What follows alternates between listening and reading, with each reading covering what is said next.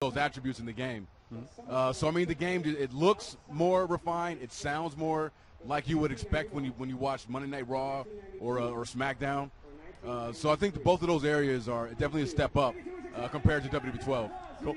Tell me a little bit about the presentation in terms of replays and that sort of stuff, and kind of you guys are trying to kind of more recreate the TV experience. Is that kind of what you guys are going for? That's always our goal. Always our goal. We try to do that every year. Yeah, we want you to look, do a double take and you're seeing the game and it looks like finisher, and you can plow, the defender right through the barricade. Nice. The same for the catch finishers.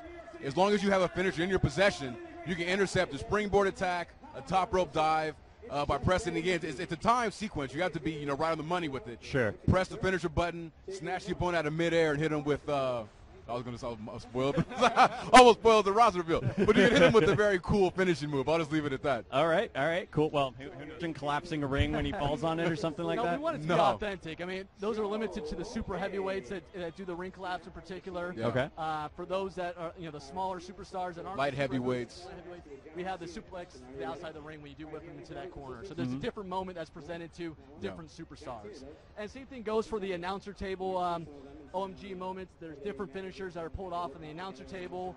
I think everyone can pull off the crowd barricades. Everybody can, yeah. We have different animations, though, depending on the weight class of the attacker. So, interesting. Yeah. So there's variety in there for sure, depending on 150 people in a warehouse doing a chant. So You kind of got that feeling that it doesn't really sound like. But now you have, it sounds like a live. It's the real deal. People inside an arena. It's the difference between 150 people in a warehouse and a people in a Staples Center, basically. We took a lot of crowds actually from that. Remember that Raw right after WrestleMania? Right. That crowd was just rocking. Yeah, it was a live. That was like one of the best crowds that they've had at Raw in a long time. Yeah. So it's really a great collaboration. I mean, we couldn't be happier with the involvement that we have with the WWE, and they kind of just opened the doors for us and welcomed us in, and been a great partner, I think. And you were talking about presentation earlier, and just us trying to doing our job of mimicking what you see on programming, like all the number one contender graphics, the title graphics that occur on those transitions when they have title matches on programming. Right. All of that stuff we get from the WWE, and it's as simple as us just requesting it from them, and they're more than happy to oblige and send us whatever it is that we need. And like you said, I mean, there are kids who were never around for the Attitude Era, and they can pick up WWE'13, go into Attitude Era mode, and they can learn for themselves why the three of us are so enamored by Stone Cold Steve Austin, like what it was about him that just made us all into fans, you know? So I think it's all the way around is great. I mean, it's entertaining, and you'll learn something. Right, absolutely. So we've talked about visuals, we've talked about audio. Let's talk a little bit about gameplay. Obviously, you guys did a lot of modifications with WWE'12. Yeah. But whistles here and there. I mean, we talked about these spectacular moments. Yeah. We've done some cool new additions, such as adding pin combination functionality to the top rope dives. Okay. We've added in more contextual reversals for certain strikes and things, just to make the matches flow and look more realistic. Okay. But as far as we didn't radically deviate from what we did, because we just continued to build and mold what we had in 12. And for my money, I mean, this is probably the best that it's played. And I know I said that in 12, and it was true. It's true then, yeah, right. But it's true this year as well. Okay. I mean, I play the game for hours when I'm at work. Right. And I do it for fun. Right. That's the beauty of my job. I get to play this game for hours, a day. Complicated tree of all time. It's nuts, man. We have a very sophisticated tool that allows you to look at all the different states and how they transition into them, and it's extremely complicated. And the more we add to the game, the more it just opens up. Yeah, it branches that open. Crazy web of animations that can happen. But it's important to have that because we want you to feel like anything can happen, and we want you to transition from state to state to state smoothly. Right. So it's important to have that complex system in there, and we have that, and we have really gifted designers that are able to go through there and fine-tune all that. Exactly. I was just going to say. Flawlessly. Yeah, I was going to say, he's not here with us today, but one of our other designers on the project, Jason Van Diver, he's been doing a fantastic job, like you said, of going through and really spot-checking all those crazy instances, because our game is so big, and there's so many things you can do. Yeah.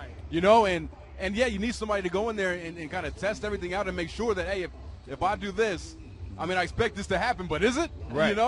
And if it's not, we got to get that fixed. And there's some things you can't plan for. Some crazy dive off a ladder that hits someone in mid-transition. What happens in that state? What do you do what there? Do you exactly? Yeah, okay.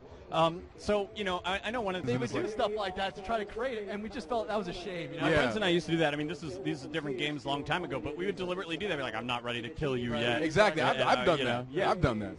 Okay. So, let's talk a little bit. I mean, so the thing is that with WWE'13, it's a huge game. You guys are rolling out information gradually, obviously. Yep. But everyone, when you go, anybody have any questions? Everyone's like, oh, ask them about Universe Mode. Right. Universe Mode is back. I know there's only so much you can say, but broadly speaking, let's talk about Universe Mode a little bit. Yeah, I mean, Universe Mode is an extremely popular mode. Very It's popular. not going anywhere. Right. We made a lot of great improvements this year.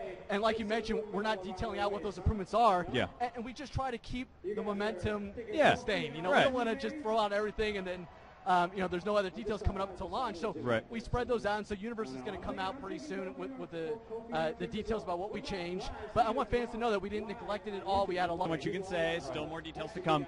But tell me a little bit about your sort of like vision for Creative Suite. More, basically.